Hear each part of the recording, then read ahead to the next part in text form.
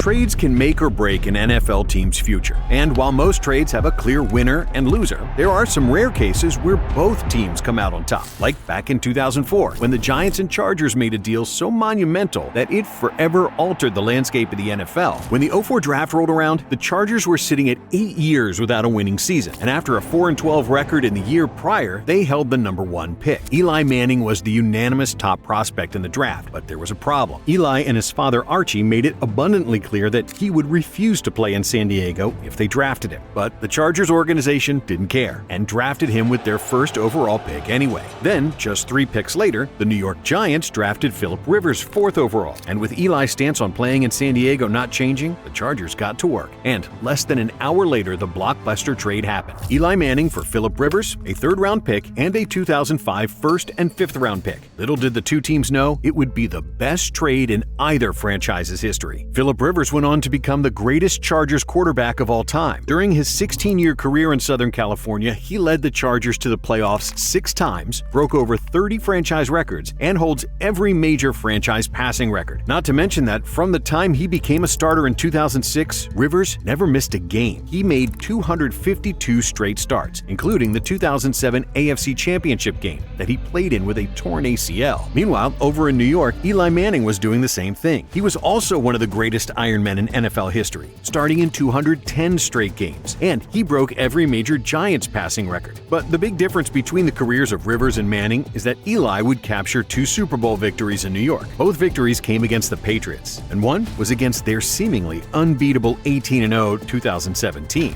What is Tom Brady's favorite wine? I can't beat the Giants!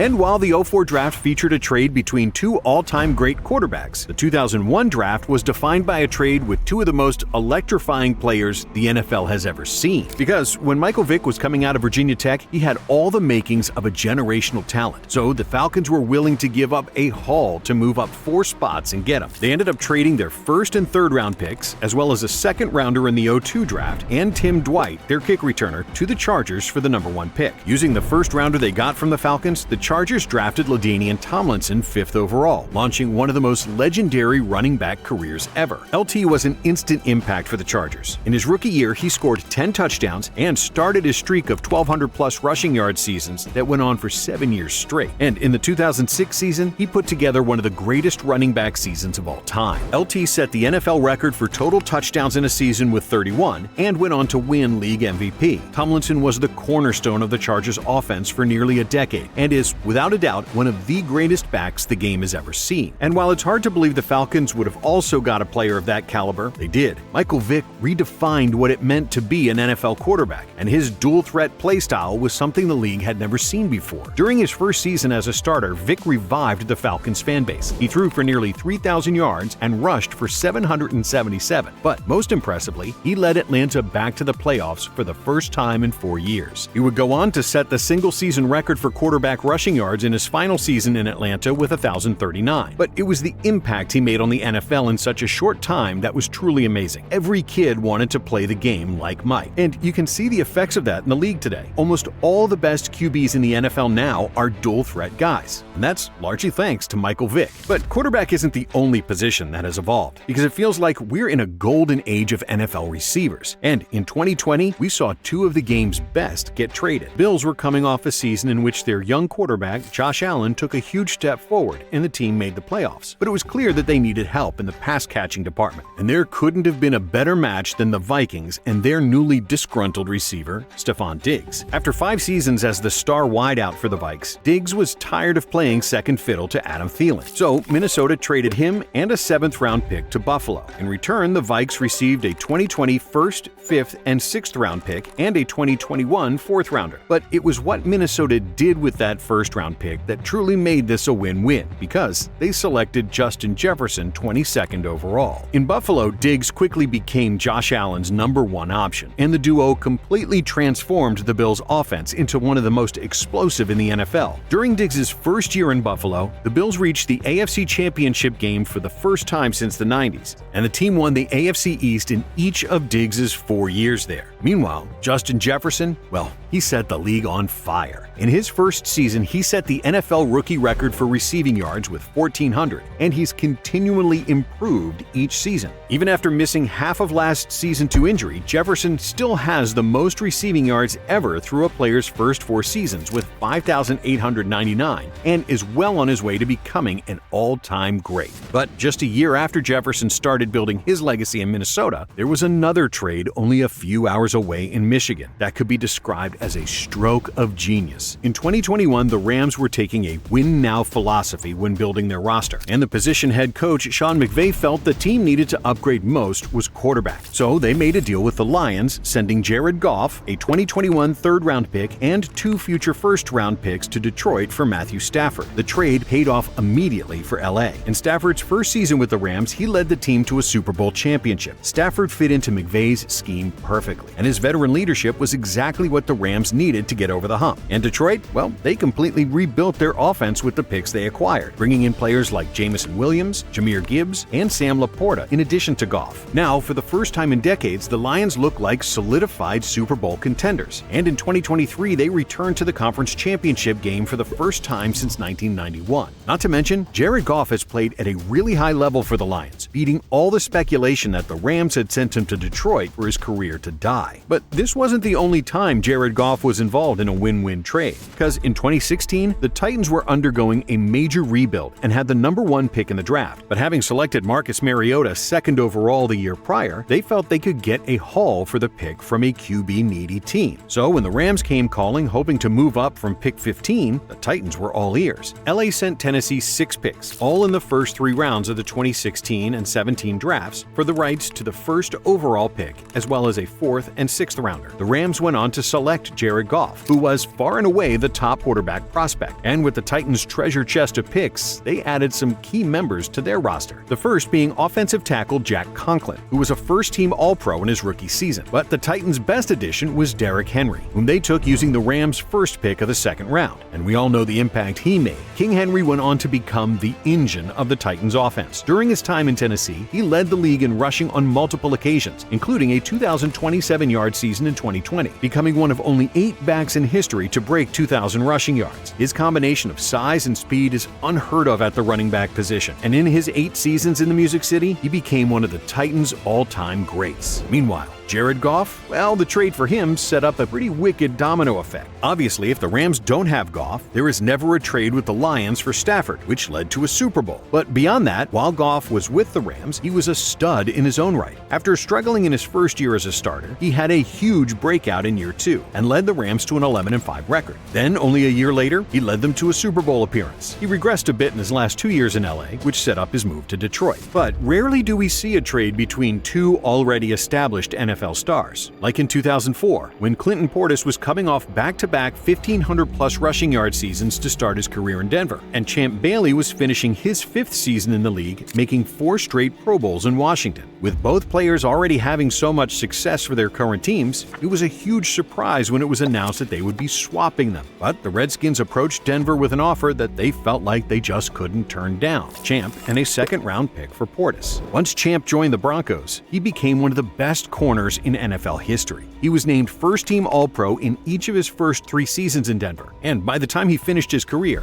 he was a 12-time Pro Bowler with 52 career interceptions. Just insane. And Portis continued his elite play as well when he landed in Washington. He quickly became a fan favorite and logged 4,000-plus rushing yard seasons. Portis finished his career second to only John Riggins for every major Washington rushing record. But a trade between 2 all-time greats is one thing. In 2017, the Chiefs and the Bills made a deal that could one day be considered the most important in NFL history. The Chiefs were coming off years of playoff disappointment when the 2017 draft rolled around. They had Alex Smith at quarterback, who was playing well, but KC was desperate for a signal caller that could get them over the hump. So they decided to make a high-risk move and trade 2 first-round picks and a 3rd-rounder to the Buffalo Bills to move up and select some quarterback from Texas Tech 10th overall. Well, it turns out that quarterback from Texas Tech is pretty good. In Patrick Mahomes' first 7 seasons in the NFL, he's already a 2-time MVP and 3-time Super Bowl champ. It feels like he's just entering his prime, and he's already had a Hall of Fame career. This trade is easily the best move in Chiefs history. And while the Bills did gift the Chiefs Mahomes, who has been the reason for their demise in the playoffs many times, the picks they received from KC allowed them to add 3 cornerstone players. They drafted corner Tre'Davious White, linebacker Tremaine Edmonds, and tackle Deion Dawkins with the picks they acquired. All 3 players have been Pro Bowlers and were major contributors to the Bills' success in recent years. It's crazy to see how the Chiefs and Bills rivalry has developed since that trade, especially since both teams were built by helping each other out. But that wasn't the first time the Chiefs were part of a mutually beneficial trade. In 2008, they ran into contract disputes with their extremely talented defensive end, Jared Allen. He was coming off a first-team All-Pro season and felt that Kansas City wasn't trying to compensate him fairly, so he forced his way out. The Vikings were more than happy to give up a first-round pick and 2 third-rounders for a player of Allen's caliber, and the Chiefs made the most of the picks they received. They drafted Brandon Albert, who developed into a Pro Bowl-level tackle, and with one of the third-round picks, they landed running back Jamal Charles. Charles went on to become one of the greatest backs in Chiefs history. His big playability was like no other, and he holds the NFL record for yards per carry with 5.4. He's also the Chiefs' all-time leading rusher with 7,260 yards. And Jared Allen continued his dominance with the Vikings. They gave him the money he wanted for his new contract, and he rewarded them with back-to-back first-team All-Pro seasons to start his Vikings tenure. But in 2011, he was at the peak of his powers and recorded 22 sacks, just a half sack off the NFL record. He was a fan favorite during his entire career with the Vikes and will always be a legend in Minnesota. But not every trade is that straightforward. For example, when Cleveland traded for Brock Osweiler, it left many Browns fans scratching their heads. After putting together some decent starts in Denver, the Texans decided to give Osweiler a 4-year, $72 million contract, a contract they would come to regret after just one season. So going into the 2017 offseason, the Texans wanted nothing more than to offload that cap hit. That's where the Browns came in. They had plenty of cap space, so Houston essentially paid them to take Osweiler's contract off their hands. They traded Osweiler, a 2nd and 6th round pick, to Cleveland for a 4th round pick. The Browns then turned that 2018 second rounder into Nick Chubb. The Cleveland Browns select Nick Chubb, running back, Georgia. Chubb was immediately one of the premier running backs in the NFL upon entering the league, and a major reason the Browns were able to turn their franchise around. In his 6 seasons in the league, Chubb had 4 1,000-plus rushing yard seasons and 4 Pro Bowl nominations. And the Texans, well, they got the rare luxury of getting out of a terrible contract. And by moving Osweiler, it gave them a need at quarterback, which led them to drafting Deshaun Watson, who, despite his other endeavors, was an elite QB during his time in H-Town. But our final win-win trade involves a star player going from the Bayou to Boston, because prior to the 2017 season, Tom Brady was pushing 40, and New England was in full